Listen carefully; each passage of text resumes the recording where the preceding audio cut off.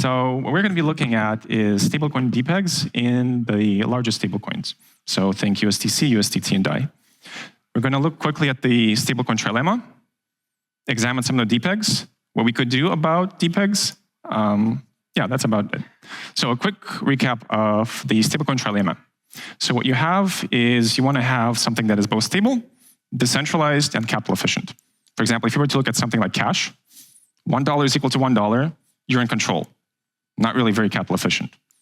A US bank account, pretty stable. You can borrow beyond $1 on it, completely not decentralized.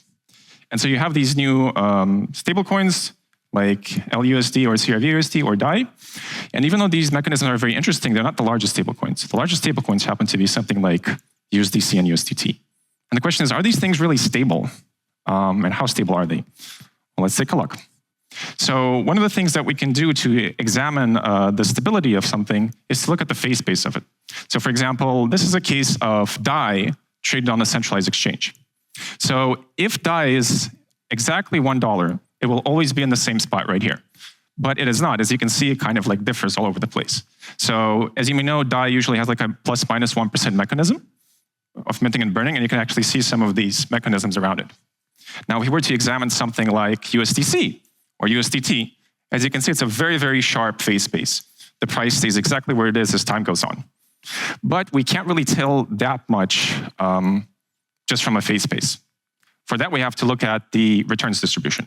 So just a quick recap, just like a regular distribution, if you look at the returns on the x-axis, red and blue. But there are different tails, and what do the tails tell? Well, you can have something like a thin tail distribution, which is dashed, like a Gaussian, and a heavy-tailed one. This is called the Cauchy distribution.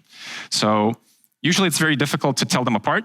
So what people usually do is they look at it first in log scale on the y-axis. Now you can clearly see how the tail is different. For example, this looks something like a parabola, a thin tail distribution. You can tell a lot about the behavior of an asset that would behave like this. This one is very difficult. And so what sometimes people do is when they examine tails or depegs or catastrophe events, they look at not just the logarithmic axis on the y-axis, but the logarithmic on the x-axis as well. So for example, if you have a stable coin that depegs by 0.1%, 1%, 10%, or like 100%. And here we can very clearly tell that there will be a difference. And so what we're going to be looking at is the differences in these tails. So let's take a look at a couple of these. So we have on the left one, we have USDC. Here we have USDT, and there we have DAI, all traded on a centralized exchange. Now, unfortunately, my animation doesn't work, but when it goes down, you can see how the slope actually increases, which is like not very good for USDC. For USDT, the slope largely stays the same, and it's largely fixed.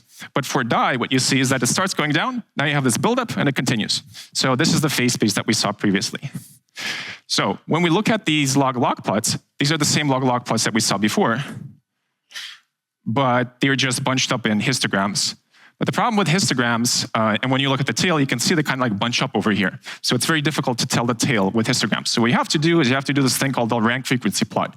What you do is you rank the frequency of all of these depegs, and you get a kind of a plot that looks like this.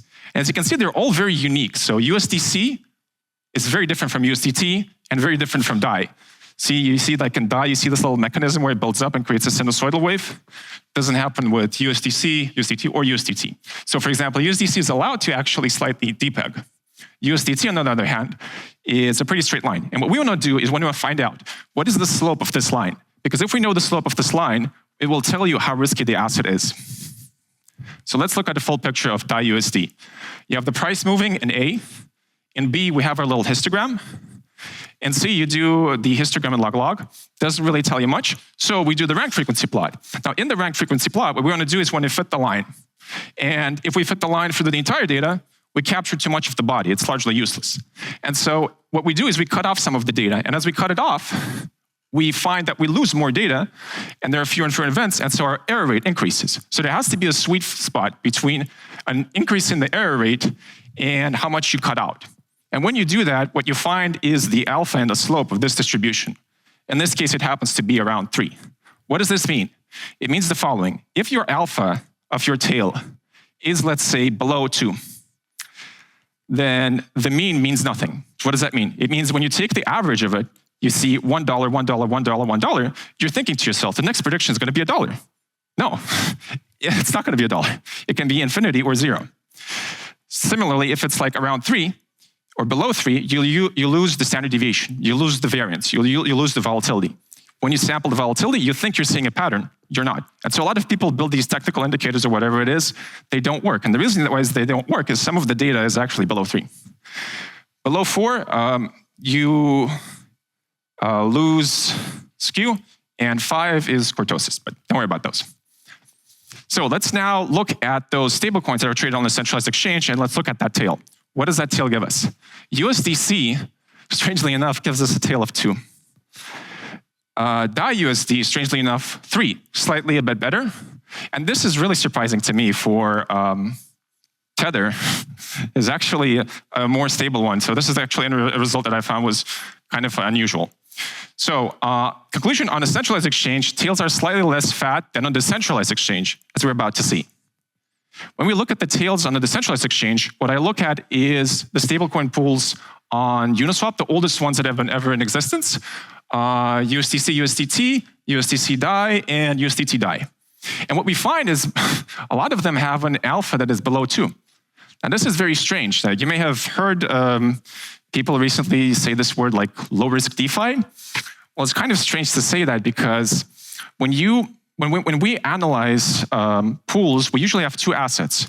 And it's usually priced in a stablecoin, the denominator. And the denominator itself is not stable. Now, that's some really disturbing implications there. So I wouldn't really call it low-risk DeFi. So what could we do? What could we do to fix the situation? Well, one thing that we could do is maybe we could create a portfolio of 2 stablecoins for the sake of simplicity. They're not on an AMM, just like this. So for example, if we look at USDC and USDT, they have a slight anti-correlation here. So what we could do is we could do a 50-50 portfolio. But if we were to do a 50-50 portfolio, what will happen is the tails will still be there, but the fluctuation of these tails will not be as large. So you still have the fat tails. You don't get rid of them. The only way to get rid of them is if the correlation is a perfect -1. So here's like another suggestion that we came up with, which is what you could do is, what if you have some sort of a prediction market or like an insurance for stablecoins? Here's how you could potentially do this. This may get a bit confusing. I fortunately enough have 10 minutes, so I can explain to you everything here. What if we allow people to lend out a stablecoin LP position consisting of a stablecoin pair? So for example, let's say we have USDC, USDT. And the first LP provides liquidity in a particular range, like a uniform range, which ranges from, let's say, 0 degrees to 90 degrees, where 0 degrees is $0, 45 degrees is $1, 90 degrees is infinity. And so if you've heard of like orbital AMM, they use polar coordinates. It's something that kind of how it works. So now another person can come along and provide liquidity in a slightly different price range between, let's say, I can't read, I'm too close to the screen, sorry. Like let's say between $1 and 80 cents or something like that. But now let's say you were to borrow this particular position. And if you have your regular LP position concentrated around a particular range, it would look like this. But if you were to also borrow the one right next to it and then short it, your position will look like this. But what if you were to combine these two? Then your prediction, it starts to look like this. And in this case, this kind of replicates what a binary prediction market PF looks like. But the problem with the binary prediction market is that the liquidity has to be concentrated in that market. And so your liquidity is fragmented. On the other hand, maybe it is possible to just have it directly in the AMM.